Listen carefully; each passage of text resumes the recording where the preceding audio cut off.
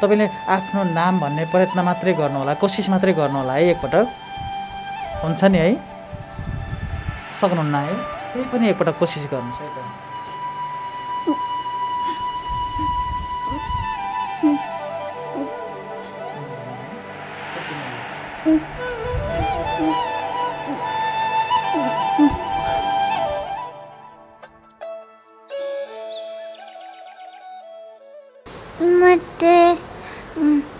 धेरै धेरै धन्यवाद मेरो दादालाई।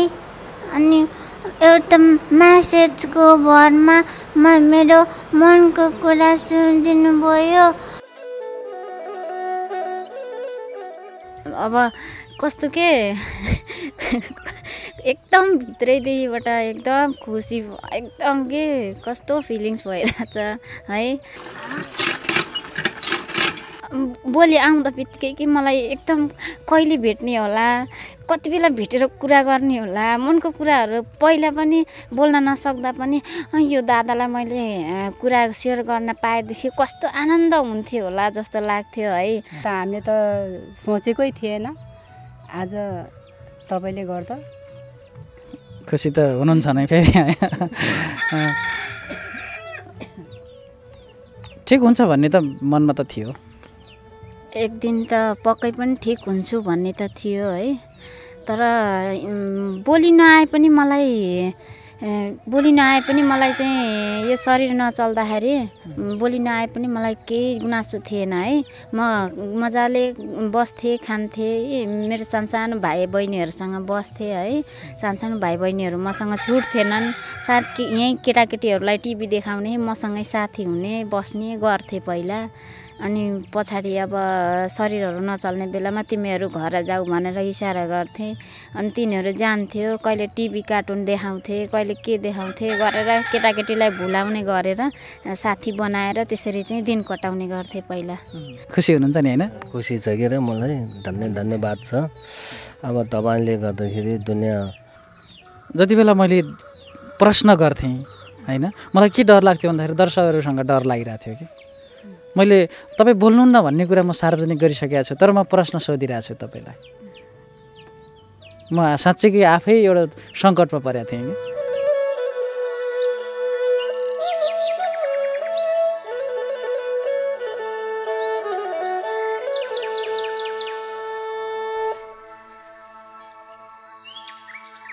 यस्तै ओजेलका खबरहरू हेर्नको लागि हाम्रो च्यानललाई अझैसम्म पनि सब्सक्राइब गर्नुभएको छैन भने सब्सक्राइब गरिदिनुहोला र नजिकै आउने बेल आइकनलाई पनि थिचिदिनुहोला। आउनुहोस् अब लागौँ आजको पुरै भिडियो हेर्नतर्फ। नमस्कार दर्शकहरू, सप्तरङ्गी ओजेलका खबरमा हार्दिक स्वागत गर्न चाहन्छु। म हुँ रेशम बोहरा। आज म तपाईँहरू माझमा खुसी मात्रै होइन, अत्यन्तै धेरै खुसीको खबर जोड्दैछु र यो खुसीको खबरले हामी मात्रै खुसी हुने छैनौँ, तपाईँ पनि खुसी हुनुहुनेछ भने जसले यस्तै समस्यामा परेर बाटो पाउनु भएको छैन अथवा यस्तै त रहेछ नि जिन्दगी, अब जिन्दगीमा केही गर्न सकिँदैन भनेर आत्मबल गिराउँदै लगभग हारको मानसिकता बोकेर बसिरहनु भएको छ, उहाँहरूको लागि पनि एउटा खुसीको सन्देश पनि हुनसक्छ आजको भिडियो। त्यस कारणले पुरै भिडियो हेर्नुहोला यो अनुरोध गर्न चाहन्छु। र आजको विषय तपाईँहरू माझमा प्रस्तुत गर्नुभन्दा पहिले यो फुटेज जोड्न चाहन्छु। उहाँ रुँदै लेखिरहनु भएको छ, यो कुनै फिल्मको कथा होइन, यो कुनै फिल्मको एउटा दृश्य होइन, रियल जीवनमा अन्जना गुरुङ बहिनीले भोगिरहेको कथा हो यो।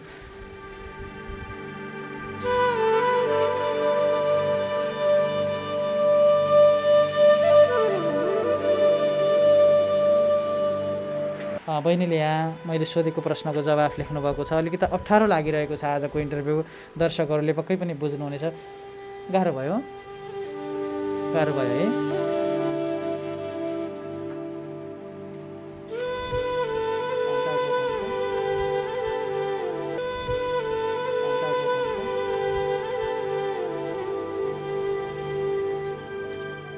बुझिसक्नुभयो, अन्जना गुरुङ बहिनी जसको आवाज थिएन हामीले पहिलो भिडियो निर्माण गर्दा, र हामीले हस्पिटलमा गएर बहिनीको उपचार हुँदै गर्दाको भिडियो पनि तपाईँहरू माझमा सार्वजनिक गरिसकेका छौँ कि लामो समयदेखि गुमेको अन्जना बहिनीको आवाज फिर्ता आएको छ भनेर हामीले सार्वजनिक गऱ्यौँ र त्यो कुरा पनि मैले अब जानकारी गराउन चाहन्न। तपाईँहरू माझमा बहिनीको अहिलेको अवस्थाको बारेमा आज विशेष गरेर कुराकानी गर्नेछौँ भने बहिनीको लागि सहयोग अवश्य पनि बुझ्नुभएको छ, सहयोग पनि आएको छ र सहयोग पनि हामीले बुझाउनेछौँ र सहयोग गर्नको लागि पनि को आउनुभएको छ त आज एकैछिनपछि तपाईँहरू माझमा जोड्छु। र त्योभन्दा अगाडि मैले यो अभियानमा यो लगभग अन्जना बहिनीको बाबा आमाको तर्फबाट भन्नुपर्दाखेरि लगभग असम्भव जस्तै ठान्नुभएको उहाँहरूले। अब सायद बहिनीको आवाज आउँदैन होला र जुन हिँड्न पनि नसक्ने अवस्थामा हुनुहुन्थ्यो, तपाईँले बुझिसक्नु भएको छ। जसले अगाडिको भिडियो हेर्नुभएको छैन भने पनि पहिलाको भिडियो पनि हेर्नु होला, सप्तरङ्गी संसारमै छ, अन्जना गुरुङ सप्तरङ्गी संसार भनेर खोज्नुभयो भने पनि भेटिहाल्छ। र हामीले पिन गरेर कमेन्टमा र डिस्क्रिप्सनमा पनि त्यो भिडियो राख्नेछौँ, त्यहाँबाट हेर्न सक्नुहुन्छ पहिलाको अवस्थाको बारेमा। र त्यो अवस्थाबाट हामीले एउटा भिडियो निर्माण गरिसकेपछि र विशेष गरेर मैले नजिकबाट चिन्ने र उहाँले पनि हामीले गरिरहेका काममा अत्यन्तै साथ सहयोग प्रदान गर्दै आउनुभएको डाक्टर रमन कोइरालालाई मैले यो विषयमा सल्लाह गरेको थिएँ र डाक्टर रमन कोइरालासँगको छलफलसँगै हामी भैरवा मेडिकल कलेजमा गयौँ र डाक्टर सन्दीप सुवेदीले बहिनीको केसलाई हेर्नुभयो र हामीले सोचेभन्दा पनि फरक तरिकाले सोचेभन्दा पनि छिटै बहिनीको आवाज फर्कियो। बहिनीको जुन शारीरिक रूपमा पनि जुन अलि अशक्तताको अवस्था थियो त्यो पनि हराएर गयो। यही खबर तपाईँहरू माझमा सार्वजनिक गऱ्यौँ। तर केही समय ढिला भए पनि हामी फेरि बहिनीसम्म आएका छौँ। बहिनीको अहिलेको आवाज कस्तो भयो त धेरै दर्शकहरूलाई चासोको पनि कुरा छ। म बहिनीलाई नै स्वागत गर्छु। नमस्ते। फर्स्ट अफ अल त रेशम दादालाई धेरै धेरै धन्यवाद। अनि अब कस्तो के एकदम भित्रैदेखिबाट एकदम खुसी, एकदम के कस्तो फिलिङ्स भइरहेछ है। अब लकडाउन पछि बल्ल भेट हुन पाइयो होइन। अब बिचमा एकदम ग्याप पनि भयो। अनि भोलि आउँदा बित्तिकै कि मलाई एकदम कहिले भेट्ने होला, कति बेला भेटेर कुरा गर्ने होला, मनको कुराहरू पहिला पनि बोल्न नसक्दा पनि यो दादालाई मैले कुरा सेयर गर्न पाएदेखि कस्तो आनन्द हुन्थ्यो होला जस्तो लाग्थ्यो है। अहिले पनि फेरि लकडाउन खुलेपछि उपचार गरेपछि पनि मेरो बोली आयो नि, अब त कति बेला कुराहरू सेयर गर्न पाउने होला भन्ने भयो कि एकदम के अझ त्योभन्दा पनि अझै खुसीको कुरा चाहिँ मैले अझै मामाहरूलाई पनि राम्रोसँग चिनेकै थिएन कि, मामाहरूलाई पनि राम्रोसँग चिनेको थिएन है। आज एकदम भेट्न पाउँदा झन् एकदम खुसीको एकदम यो फिलिङै अर्कै भइरहेको कि। अनि उपचार गर्नुहुने डाक्टरहरूलाई धेरै धेरै धन्यवाद है, डाक्टरको टिमहरूलाई धेरै धेरै धन्यवाद। अनि यो मेरो भिडियोहरू देखेर एकदम रुने के मेरो आँसु आयो, मेरो यस्तो दुःखको भिडियो देखेर भनेर एकदम मनैदेखिबाट बहिनी सम्झिने अनि छोरी सम्झिने अनि मलाई जति नै माया गर्नुभएको छ नि उहाँहरूलाई धेरै धेरै धन्यवाद भन्न चाहन्छु। अनि अरू त के भनेर है, एकदम भित्रैदेखिबाट के भनौँ के खै एकदम भित्रभित्रै खुसी लागेर है, खुसी लागेर अब के भन्ने, मलाई त यो खुसीको चाहिँ छैन के सीमा नै। एकदमै बहिनी मात्रै होइन, हामी सबै खुसी छौँ। बहिनी त यत्तिकै खुसी हुने कुरो भइहाल्यो। म केही कुराहरू पछि पनि गर्छु बहिनीसँग है। र आमालाई स्वागत गर्छु। आमा नमस्कार। नमस्ते। मेरो लागि सबैलाई धन्यवाद छ। मलाई एकदम दुखीको रूपमा थिएँ, अहिले मलाई त एकदम हृदयदेखिबाट एकदम खुसीको रूपमा बसेको छु होइन। मेरो भाइहरूले पनि मलाई यति धरी गर्नु त पर्ने थिएन होला, मैले माइतीहरूलाई मैले दुःख बिसाउन मैले सकेको थिएन। म जस्तो दुःखमा थिएँ उही दुःखमा बसेको थियो। तर पनि आज यहाँ भाइहरूले गर्दा, दिदीबहिनीले गर्दा, मेरो सोल्टीले गर्दा मैले एकदम सहायता पाइसकेको छ। उनीहरूले अब मलाई जम्मै सबै दिदीबहिनीले मलाई हेरिसकेको छ, अझै पनि हेर्दैछ। मेरो छोराहरूले नातिनुहोस् भनेछ, इलाज गर्नुहोस् मेरो भान्जीहरूको भन्दैछ, बहिनीहरूको होइन। तर पनि ठिकै छ, हामी त यति मान्छे पाउँछ भने त हामीले त सोचेकै थिएन। आज तपाईँले गर्दा मेरो मान्छे मात्रै भेट गराइदिनु भयो, यसमा धन्यवाद छ। त्यो सन्देश सुकृतिलाई पनि मेरो तर्फबाट धन्यवाद छ। अब दुर्गा थापा नर्सहरूलाई पनि सबै नर्सहरूलाई एकदम मलाई खुसी लागेछ। त्यो नर्सहरूले पनि मेरो छोरीलाई घिरा गरेन, एकदम माया ममतामै इलाज गर्नुभयो, तिनीहरूलाई धन्यवाद छ। मलाई जति नै सहयोग गरेछ उनलाई मेरो तर्फबाट धेरै धेरै धन्यवाद। अनि मैले भन्न के चाहन्छु, अझै पनि मेरो छोरी अझै पनि यहाँ त राम्रो भइदियो भने हामीलाई बुढाबुढीलाई जे होस् खाएको सन्तोक होस्। र दर्शकहरू, बुवा पनि हुनुहुन्छ, आज बुवा पनि खुसी हुनुहुन्छ। अस्ति त हामी जुन सुरुको भिडियो निर्माण गरेका छौँ त्यति बेला बुवा बोल्न सक्नु भएन होइन। र त्यति बेला चाहिँ उहाँ बोल्न नसकेसँगै हामीले सार्वजनिक पनि गरेनौँ। त्यति बेला चाहिँ बोल्न नसक्नुको कारण एउटा मात्रै थियो कि के भन्ने, केही शब्दै थिएन। आज त केही छ जस्तो लागेको छ। बुवा खुसी हुनुहुन्छ नि होइन? खुसी छ के र, मलाई धन्यवाद छ। अब तपाईँले गर्दाखेरि दुनियाँ डक्टरहरूसँग पनि चाहिँ भेट गर्नुभयो, यति चाहिँ मलाई पनि चाहिँ खुसी छु। नर्स नानीहरूलाई पनि मेरो तर्फबाट चाहिँ धेरै धेरै धन्यवाद छ। त्यो सबैभन्दा ठुलो कुरो अहिले हामी खुसी छौँ, यो नै ठुलो कुरा हो। र हामी यो घटनाक्रमसँगै केही सन्देशका कुराहरू दर्शकहरूले आफै लिन सक्नुहुन्छ, हामी भन्न पनि पर्दैन। केही कुराहरू हामी अन्तमा गर्ने पनि छौँ। बुवा पनि खुसी हुनुहुन्छ। र अब म तपाईँहरू माझमा बहिनीको आवाज फर्केको कुराहरू त हामी गरिसक्यौँ। कस्तो लाग्यो बहिनीको आवाज? यहाँनिर कमेन्ट पनि गर्नु होला है। मैले भन्न चाहन्छु कि पहिला हामी आवाजविहीन तरिकाले बहिनीले लेखेका अक्षरहरूलाई मैले त्यहाँ आवाज भरेको थिएँ र हजुरहरूले बहिनीको बारेमा बुझ्नुभएको थियो। र हामीले दोस्रो फलोअप गऱ्यौँ, जति बेला बहिनीको आवाज फर्केको थियो बच्चाको जस्तै आवाज थियो। मनको कुरा सुनिदिनु भयो। मलाई अरू बेलामा मेरो आफन्तीहरूले पनि मलाई के भयो भनेर नसोध्ने, आजभोलि यसरी झुकेर चाहिँ बल्ल विश्वास गरेको जस्तो अनुभव गरेछ। र बहिनीको खास आवाज कस्तो होला भनेर एउटा कौतूहलता पनि पक्कै थियो हामी सबैलाई। र अहिले बहिनीको वास्तविक आवाज तपाईँ हामी सबैले सुनिसकेका छौँ। कस्तो लाग्यो कमेन्ट गर्नु होला। यो एउटा खुसीको कुरा छँदैछ, जो आमा हुनुहुन्छ बहिनीको, उहाँ लगभग यहाँ तराईमा झरिसकेपछि लामो समयदेखि आफ्नो दाजुभाइ अथवा माइती घरसँग पनि सम्पर्कमा हुनुहुन्न रहेछ। तर हामीले जब यो भिडियो निर्माण गऱ्यौँ त्यसपछि उहाँहरू पनि जोडिनु भयो, अर्थात् यो भिडियोले त्यो काम पनि गर्यो, एउटै भिडियोले दुईटा काम गर्यो। र आज बहिनीको उपचारको लागि जुन आर्थिक कुराहरू पनि थियो, हामी आर्थिक सहयोगको कुरा पनि गरेका थियौँ र त्यसको लागि उहाँहरूले अभियानै चलाउनु भयो। र आज पहिलोचोटि कति लामो समयपछि उहाँ भेट पनि हुनुभएको छ, म सोध्छु एकछिनपछि। र यहाँ आउनुभएको छ, एकदमै मसँग चाहिँ धेरै लामो कुरा पनि भएको थियो पहिला यही विषयमा पनि, तर आज मैले उहाँलाई पनि पहिलोचोटि भेटेको छु। म हार्दिक सम्मानसहित स्वागत गर्न चाहन्छु रणबहादुर गुरुङ सर। धन्यवाद। आज हामी पोखरा श्री पैबाच्छा बच्छेश्वर तमु समाज, हामी चाहिँ पोखरादेखि म लगायत कुमार दाजु, हाम्रो बच्छेश्वर तमु समाजका सचिव कुमार दाजु हुनुहुन्छ, हामी दुईजना पोखरादेखि आएका छौँ। र मलाई सबसे पहिला भन्नुपर्दाखेरि सर्वप्रथम हाम्रो यो सप्तरङ्गी ओजेलको हाम्रो जो सञ्चालक हुनुहुन्छ, खास गरेर रेशम बोराज्यू, हजुरलाई एकदम धन्यवाद छ। किन भन्दाखेरि अब हाम्रो दिदी हाम्रो एउटै गाउँ हो।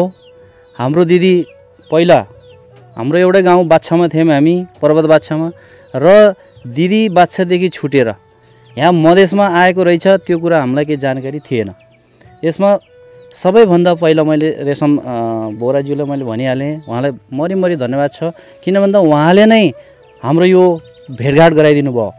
र दिदी चाहिँ देवदह नगरपालिकामा बसोबास गर्नुभएको रहेछ र उहाँ यहाँ विवाह भएको त्यो कुरा पनि हामीलाई कोही जानकारी थिएन। उहाँको माध्यमबाट हामी यसरी उहाँसँग कन्ट्याक्ट हुन पायौँ र आज उहाँ सबै परिवारसँग हामी यसरी बस्ने मौका पायौँ। यसमा एकदम म धन्यवाद दिन चाहेँ रेशम बोहराज्यूलाई। र आर्थिक सहयोग भन्नुपर्दाखेरि हामी चाहिँ श्री पयु बाछा बच्छेश्वर तमु समाज पोखरा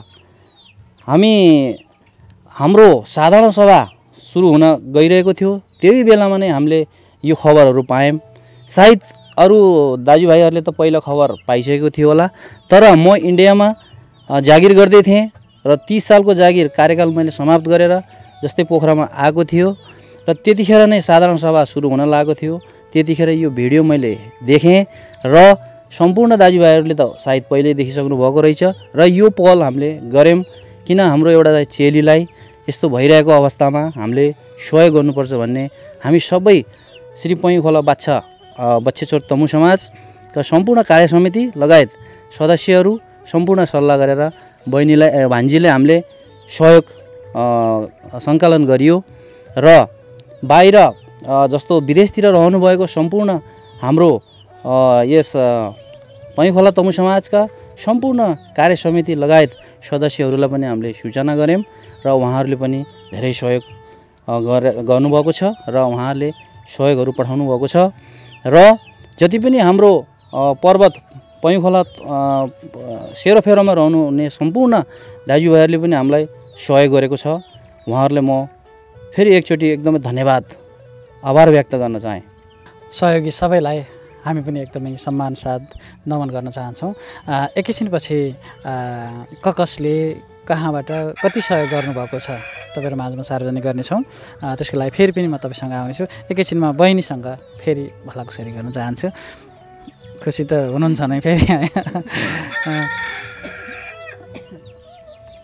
ठिक हुन्छ भन्ने त मनमा त थियो। एक दिन त पक्कै पनि ठिक हुन्छु भन्ने त थियो है, तर बोली नआए पनि मलाई चाहिँ यो शरीर नचल्दाखेरि बोली नआए पनि मलाई केही गुनासो थिएन है। म मजाले बस्थेँ, खान्थेँ, मेरो सानो भाइ बहिनीहरूसँग बस्थेँ है। सानो भाइ बहिनीहरू मसँग छुट्थेनन्।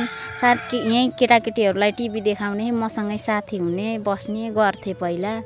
अनि पछाडि अब शरीरहरू नचल्ने बेलामा तिमीहरू घर जाऊ भनेर इसारा गर्थे। अनि तिनीहरू जान्थ्यो, कहिले टिभी कार्टुन देखाउँथे, कहिले के देखाउँथे गरेर केटाकेटीलाई भुलाउने गरेर साथी बनाएर त्यसरी चाहिँ दिन कटाउने गर्थे पहिला।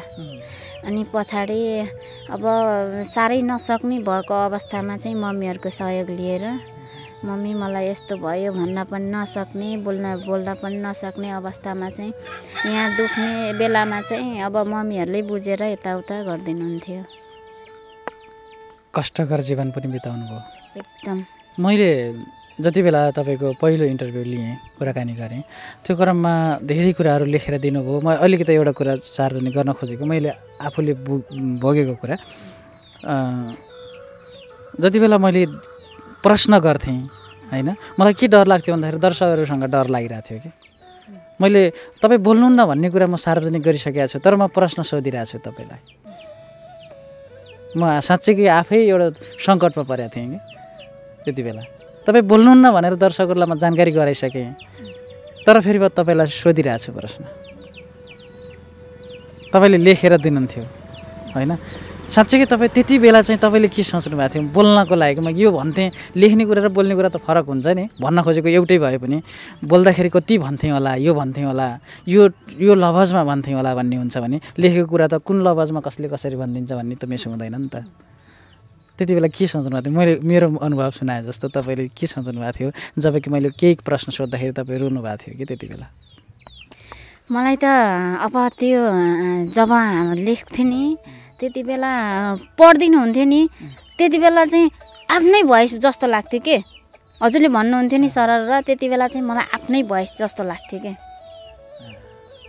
र अहिले त्यो डायरी त सँगै छ नि डायरी मैले राखेको छु अहिले चाहिँ लेख्न छोडे कि छोडेन अहिले जुन त्यो हस्पिटल गएको मितिहरू तिनीहरू टिपोट गरेर राखेको छु अनि जुन मामाहरूले सहयोग गर्नुभएको छ हो तिनीहरू टिपोट गरेर राखेको छु अब कुनै दिन अब एकदम एकदम एकदम खाली भएको फेरि अहिले त बिजी छु काममा अब यताउता बाबा मम्मीहरूलाई पुरै काममा व्यस्त हुन थाल्यो अरे भन्ने पनि सुनिरहेको थिएँ मैले के काम गर्छ अहिले अब अहिले त अब अलिअलि हल्का हल्का कपडाहरू सिलाउने अब बाख्राहरू छ बाख्राहरूलाई दाना दिने घाँसहरू हालिदिने मम्मीहरू जानुहुन्छ काम गर्न अब कामको बेलामा त अब आफूले सकेसम्म त गरिदिनु पर्यो खाना पकाउनु पर्यो अरू केही नगरे पनि खाना बनाएर ल चिया लाउनुहोस् मम्मी पानी लाउनुहोस् भनेर दिने यताउता गर्न पर्यो अनि त्यति गर्दाखेरि नि कस्तो थकाइ लाग्छ कि अब पहिले धेरै वर्ष भयो नि त काम नगरेको पनि है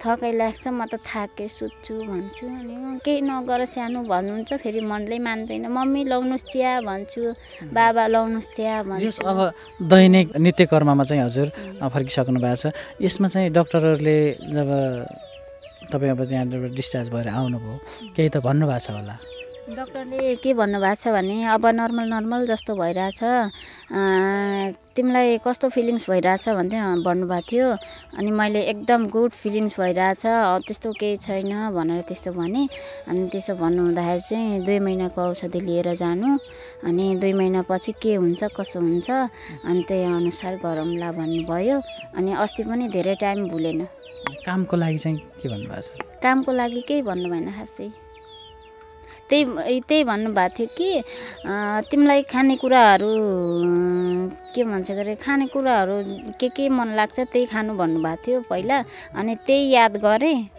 अनि के खानु हुँदैन त्यो याद गर्नु भन्नुभएको थियो त्यही याद गरेँ अनि फर्केँ त्यस्तो खासै केही भएन बहिनीसँग धेरै कुरा गरिरहनु आवश्यक पनि छैन दर्शकहरूले बुझिसक्नु भएको छ मेन कुरा भनेको बहिनीको आवाज र शारीरिक अवस्थाको बारेमा थियो र दुवै कुरामा सुधार भएको छ भोलि डक्टरले भन्नु पनि भएको थियो त्यति बेला फेरि समस्या बिचमा सामान्यतः आउन पनि सक्छ त्यसलाई चाहिँ फेरि नै केही पनि भएन भनेर आत्तिहाल्नु चाहिँ पर्दैन पनि भन्नुभएको थियो त्यस्तो बिचमा केही समस्याहरू आयो त्यस्तो समस्या पहिला उपचार गर्ने बेलामा चाहिँ हामी डिस्चार्ज भएर आयौँ नि त्यो पछाडि चाहिँ एकचोटि त्यस्तो भएको थियो अब त्यस्तो भएर झ्याप्पा गएर भर्ना भयौँ फेरि अनि भर्ना भएपछि अनि त्यो पछाडि केही भएको छैन 2 चोटि त्यस्तो भयो अनि पछाडि केही भएको छैन त्यस्तो प्रब्लमहरू समस्या छैन अहिले जे छैन औषधिहरू खाने अनि बस्ने र यो एउटा खुसीको कुरा छँदैछ अर्को खुसीको कुरा भनेको मामाहरू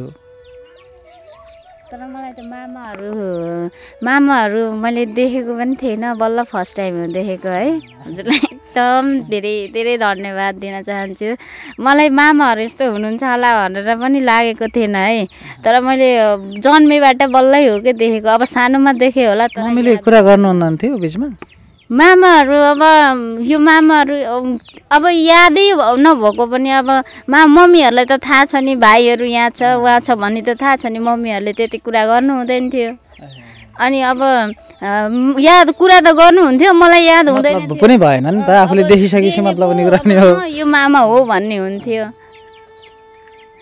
पहिलोचोटि आज सँगसँगै लगभग भेटियो पहिलोचोटि कस्तो लागिरहेछ एकदम के खुसीले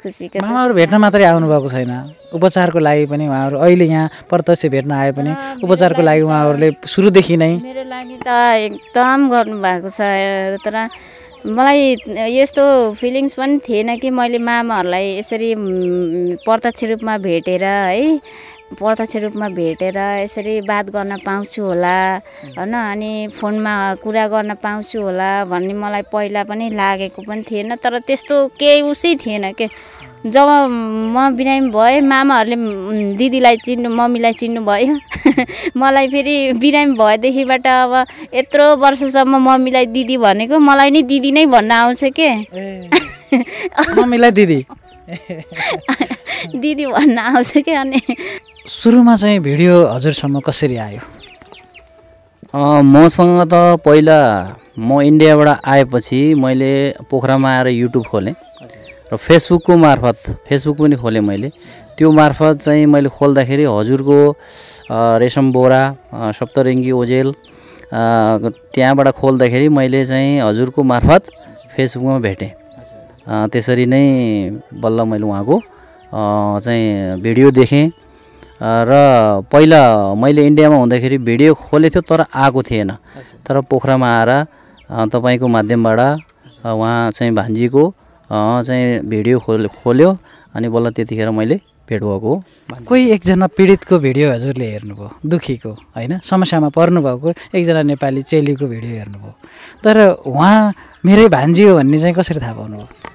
भान्जीले त मैले चिनेको थिएन, तर त्यहाँ सम्पूर्ण चाहिँ परिवारको चाहिँ नामहरू दर्शाएको थियो।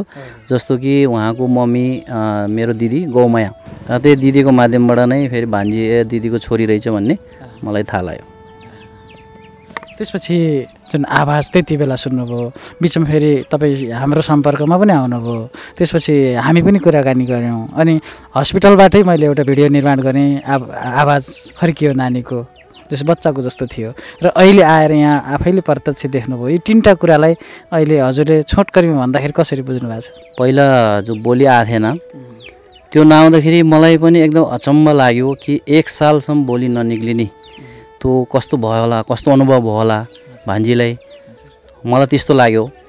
र अनि चाहिँ सम्पूर्ण भिडियो हेर्दाखेरि थाहा लाग्यो कि दिदीले धेरै जस्तो इलाजको लागि खास गरेर यो रुढीबाजी भनौँ हाम्रो चाहिँ लामा झाँक्री यो देखाउनेपट्टि उहाँ लाग्नुभएको रहेछ। र लामाहरूले पनि अब धेरै जग्गा देखाइसकेपछि उहाँले पनि एउटा सुझाव दिनुपर्ने हो कि ल अब हाम्रो तर्फबाट हुँदैन, तपाईँ मेडिकलमा जानुहोस्, मेडिकलमा देखाउनुहोस् भन्ने उहाँले एउटा चाहिँ सुझाव दिनुपर्ने हो। तर उहाँले बताएन र दिदीले पनि गाइडलाइन दिने सायद कोही मान्छे भएन होला जस्तो मलाई लाग्छ। र अब उहाँ मेडिकलमा गइसकेपछि मैले भिडियो हेर्दाखेरि 1 हप्ताभित्र नै उहाँको बोली निक्लियो। यसको मतलब उहाँलाई के रहेछ, मेडिकल प्रब्लम रहेछ। र यो चाहिँ रुढीबाजीतिर धेरै नलागेर दिदीले त्योतर्फ मेडिकलतर्फ गरे भए अझै छिटो आउँथ्यो। तर फेरि पनि तपाईँको माध्यमबाट चाहिँ तपाईँले कन्ट्याक्ट गराइदिनु भयो डक्टरहरूलाई, डक्टर साहबहरूलाई, सबै सम्पूर्णलाई पनि धन्यवाद। यो दोबारा बोली चाहिँ सायद अब त जाँदैन होला, फेरि पनि गएछ भने आजै सहयोग गर्नको लागि म लगायत हाम्रो सम्पूर्ण हाम्रो यो श्री पैँ बाछा बच्छेश्वर तमु समाजका कार्यसमिति र सदस्यहरू त हामी सक्रिय नै छौँ र बाँकी सम्पूर्णले सहयोग गरिदिनु हुन म अझै पनि अनुरोध गर्दछु। र म भान्जीको बोली आउँदाखेरि एकदमै खुसी छु। र दर्शकहरू, यो सहयोगको अभियानमा मनैदेखि लाग्नुभएको र सँगै हामीसँगै हुनुहुन्छ कुमार गुरुङ सर, उहाँलाई पनि म स्वागत गर्न चाहन्छु। धन्यवाद छ सम्पूर्ण दर्शकबिन अनि विशेष गरी सप्तरङ्गी ओजेल च्यानलको हाम्रो आदरणीय भाइ रेशम बोहराज्यूलाई। म श्री पैँ बाछा बच्छेश्वर तमु समाज पोखराको वर्तमान कार्य समितिको सचिव कुमार गुरुङ। यहाँ हाम्रो बहिनीको भान्जीको विषयमा भन्नुपर्दाखेरि हाम्रो आदरणीय भाइ रेशम बोहराज्यूबाट युट्युब मार्फत यो समस्यालाई उजागर भइसके पश्चात हाम्रो वार्षिक साधारण सभा चल्दै गरेको अवस्थामा हाम्रो आदरणीय भाइ रणबहादुर गुरुङ, त्यसै गरी वर्तमान कार्य समितिको अध्यक्ष क्याप्टन लालबहादुर साहब ज्यूलाई मैले अवगत गराएँ र यसमार्फत हामीले आफ्नो गाउँठाउँको चेली भएको कारणले गर्दाखेरि कुनै पनि हालतमा सहयोग गर्नुपर्छ। यस्तो समस्या सबैले पर्छ र बार यस्तो चान्स फेरि सहयोग गर्ने चान्स फेरि आउँदैन भन्ने उद्देश्यले हामीले सानो पहल गऱ्यौँ, जसमा मुख्य भूमिका निर्वाह गर्नुहुन्छ हाम्रो आदरणीय भाइ रणबहादुर गुरुङज्यूले। र यसै क्रममा हामीले श्री पैँ बाछा बच्छेश्वर तमु समाजको सदस्यको तर्फबाट, त्यसै गरी श्री पैँ बाछा एकता समाज पोखराको तर्फबाट र त्यसै गरी श्री पैँ खोला तमु समाज युके परिवारलाई हामीले पत्रचार गऱ्यौँ आधिकारिक रूपमा र सो पत्रचार मार्फत उहाँले पनि यो अभियानलाई सञ्चालनमा ल्याउनु भयो र आज यहाँ हामी केही रकम उहाँले पठाउनु भएको केही रकमसहित यहाँ उपस्थित हुन सफल भएका छौँ। र दर्शकहरू, अञ्जना बहिनी को बारेमा हामीले लगभग कुराकानी गरिसकेका छौँ र रणबहादुर सर र कुमार सरले सहयोग लिएर आउनुभएको छ र यो सहयोग कहाँबाट कसरी सङ्कलन गर्नुभएको छ रणबहादुर गुरुङ सरलाई जानकारी गराइदिनको लागि अनुरोध गर्न चाहन्छु। धन्यवाद। जति पनि सहयोगी दाताहरू हुनुहुन्छ उहाँलाई म सर्वप्रथम एकदमै आफ्नो व्यक्तिगत तर्फबाट र हाम्रो यो चाहिँ श्री पयु बाछा बच्छेश्वर तमु समाजको तर्फबाट र हाम्रो दिदी गौमायाको परिवार र अन्जना भान्जीको तर्फबाट धन्यवाद आभार व्यक्त गर्दै म सहयोगी दाताहरूको नाम लिन चाहे। श्री पयु बाछा बच्छेश्वर तमु समाजका अध्यक्ष क्याप्टेन लालबहादुर मामा उहाँ हाम्रो अध्यक्ष हुनुहुन्छ र हाम्रो यो श्री पयु बाछा बच्छेश्वर तमु समाजको तर्फबाट टोटल रकम 41,925 रुपियाँ हाम्रो श्री पयु बाछा बच्छेश्वर तमु समाजबाट उठेको छ र यसै गरी हाम्रो बाछेली एकता समाज जो उहाँको अध्यक्ष हुनुहुन्छ आदरणीय दाई थानबहादुर खड्काज्यू र उहाँ दाईलाई पनि मैले उहाँ पोखराबाटै मैले अपिल गरेको थिएँ र हाम्रो आदरणीय दाईले पनि रकम सङ्कलन गरेर पठाइदिनु भएको छ।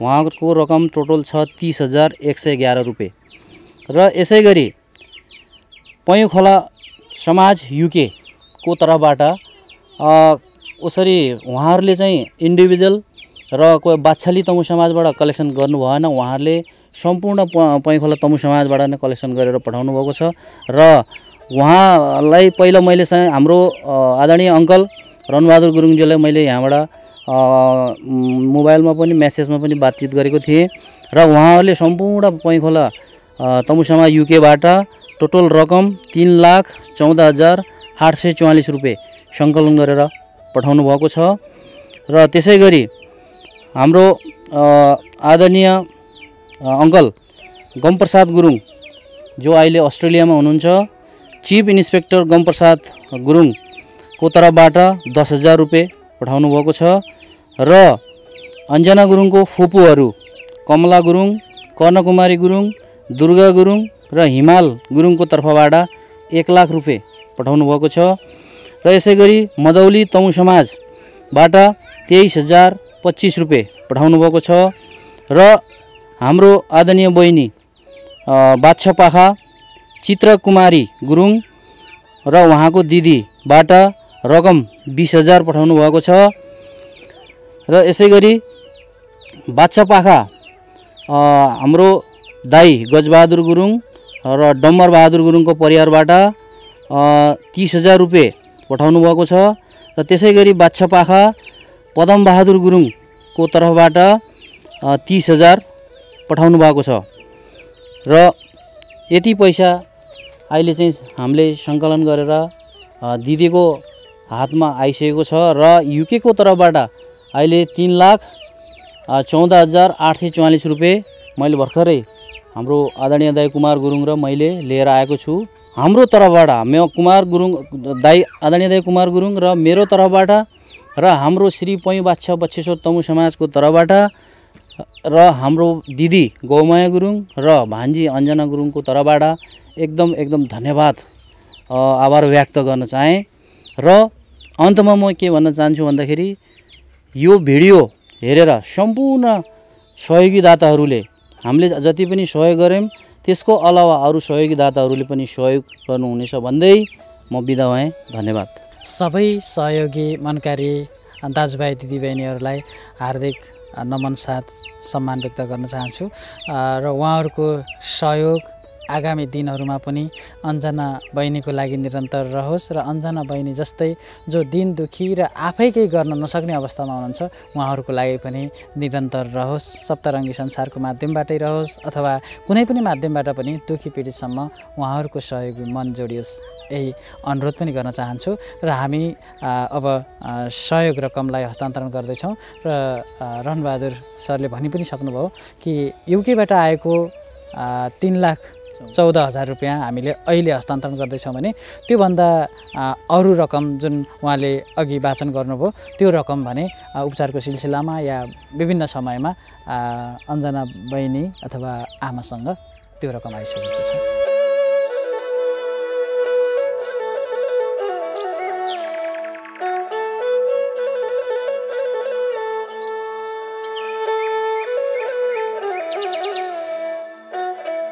बहिनी मामाहरू आउनुभयो, त्यो पनि सहयोगसहित आउनुभयो र उहाँहरूकै पहलले उपचारमा पनि धेरै ठुलो सहयोग मिल्यो होइन।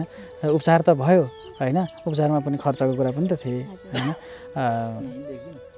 के भन्न चाहन्छ जसले यो सहयोग गर्नुभएको छ? धन्यवाद मामाहरूलाई, सहयोगसहित आउनुभएको छ। पहिला मरे जस्तै लाग्थ्यो कति बेला त, अहिले पूर्ण जन्म लिएको जस्तो पूर्ण जन्म लिएर बाँचेको छु। अब म जस्तै बिरामी हुनेहरूलाई मैले आफूले औषधि खाएको आफूले औषधि खाने पैसा बचेको छ भने मैले उनीहरूलाई पनि दिन सक्ने क्षमता लिनेछु। अब म जस्तै दुखीहरूलाई चाहिँ अब पछि गएर मैले सहयोग गर्न सक्ने भएँ भने सहयोग गर्नेछु। एउटा बहिनीलाई त सहयोग गरेको सहयोग पनि गर्यो। 5,000 रुपियाँ दिएको डोल्मा तामाङलाई। म अस्ति हस्पिटल जाने बेलामा चाहिँ उहाँको पैसा कम छ थेरापी गर्ने बेलामा भन्नुभएको थियो। उहाँ बहिनीलाई चाहिँ 5,000 रुपियाँ 15,000 रुपियाँ थियो मसँग, 10,000 मैले लिएर 5,000 उहाँ बहिनीलाई नि पठाइदिइसकेँ। अनि एकदमै खुसी लाग्यो। कति मिठो कुरा है दर्शकहरू, जहाँ छैन त्यहीँ त हो नि होइन, भएको ठाउँमा त भइहाल्यो। बहिनीले यति भनिसकेपछि मैले थप्नुपर्छ जस्तो त लागेको होइन, त्यही पनि मलाई खुसी लाग्यो। यो कुरा तपाईँहरू माझमा जोडे मात्रै। हामीसँग छ भने नभएकोलाई दिँदा मलाई त्यहाँ जति आनन्द कहीँ पनि लाग्दैन जस्तो लाग्छ। त्यो गर्दा बहिनीलाई आनन्द लाग्यो कि लागेन? अब मैले औषधि खाएर बचेको पैसाहरू मैले म जस्तै अब जो नसक्नेहरू हुनुहुन्छ नि उहाँहरूलाई थोरै थोरै भए पनि मैले बाँड्नेछु। म जस्तै केस भएकोहरू एकदम ढिलो नगरिकन हस्पिटलमै लाँदा ठिक हुन्छ। यो पनि एउटा सन्देश दर्शकहरू बुझिहाल्नुभयो। हाम्रो सन्दीप डाक्टर साहबले पनि भन्नुभएको थियो, हामी विश्वास गर्छौँ जुन उपचार पद्धतिले हामी धेरै निको पनि भएका कुराहरू हाम्रो नजरमा छन्, त्यस कारणले गर्दाखेरि त्यसलाई चाहिँ हुँदै होइन भनेर नकार्न हामी सक्दैनौँ, त्यतापट्टि नै गरौँ। तर भएन भने त विकल्प त खोज्नु पर्यो नि। वर्षौँसम्म पनि हुँदैन, त्यसमै फेरि यहाँ भएन त्यहाँ भएन फेरि अर्को ठाउँमा त हुन्छ कि भनेर जाँदै गर्दाखेरि बिरामीको अवस्था बिग्रिन सक्छ। अन्जना बहिनीको ढिलै भए पनि फर्काउन सकियो, के थाहा अझै बिग्रेर जीवनभरि नै आवाज नआउन पनि त सक्थ्यो नि, अझै बिग्रिँदै गएको भए। त्यस कारणले गर्दाखेरि विकल्पका बाटाहरू हुँदाहुँदै एउटा मात्रै विकल्पलाई अगाडि चाहिँ समाएर नबढ्नु होला, यो अनुरोध पनि गर्न चाहन्छौँ। किनभने बिग्रेसी त बिग्रिहाल्यो र लगभग हामी अन्त्यमा पनि छौँ। लगभग हामी यो भिडियो सकेसँगै सरहरू पनि पोखरासम्म जाँदै पनि हुनुहुन्छ। शुभकामना नजिकिँदै गरेको दीपावलीको र शुभयात्रा हजुरको या यात्रा सफल रहोस्। अन्तमा सम्पूर्ण सहयोगी दाताहरूलाई विशेष गरेर म श्री पैमबाछा बच्चेश्वर तमु समाज पोखराको तर्फदेखि, त्यसै गरी हाम्रो आदरणीय दिदी गौमाया र भान्जी अन्जना गुरुङको तर्फदेखि सम्पूर्ण सहयोगी दाताहरूलाई मनैदेखि धेरै धेरै धन्यवाद तथा आभार व्यक्त गर्न चाहन्छु। र हाम्रो आदरणीय भान्जी अन्जना गुरुङको जति छिटो हुनसक्छ, अहिलेको स्थिति एकदमै राम्रो छ उहाँको, यो स्थितिलाई अझै राम्रो स्थितिमा उहाँ पुगुन् भनेर शीघ्र स्वास्थ्य लाभको कामनासहित म हजुरबाट बिदा हुन चाहन्छु। हवस् त, नमस्ते।